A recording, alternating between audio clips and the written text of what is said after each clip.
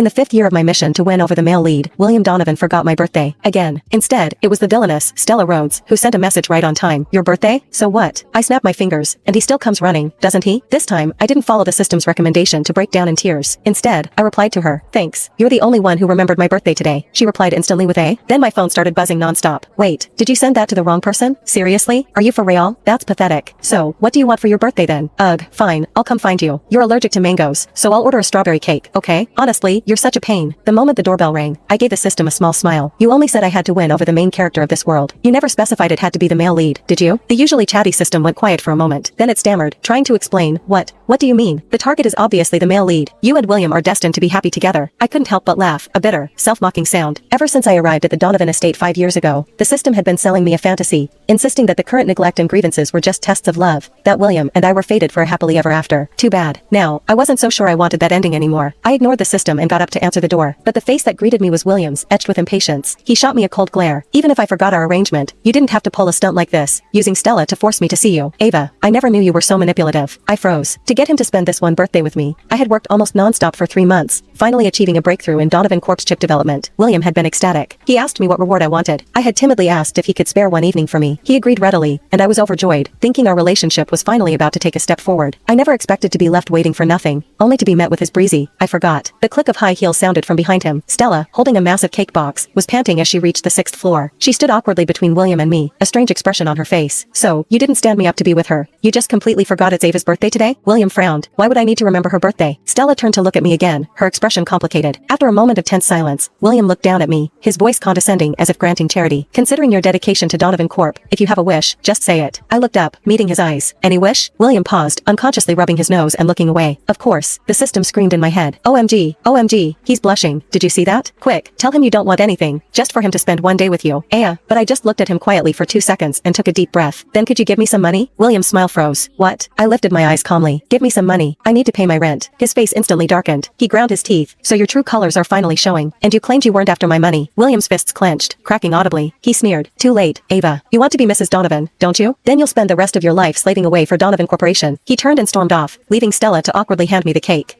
Happy birthday. I managed a weak smile. I know you only came to laugh at me, but thank you anyway. I closed the door, and the system started wailing again. Oh my god, what were you just doing? He forgot your birthday. He was clearly feeling guilty. Why didn't you use that to your advantage instead of saying something like that? I glanced down at the overdue rent notice from my landlady. What else was I supposed to do? A girl's got to live. For all these years, William had despised me. I was the chief engineer at Donovan Corp, yet my salary was lower than the cleaning staff's. The system was taken aback. But that's just the male lead giving you a hard time. He loves you but doesn't know it yet. Once you're married, everything he has will be yours, won't it? The doorbell rang again. A delivery guy holding a cake box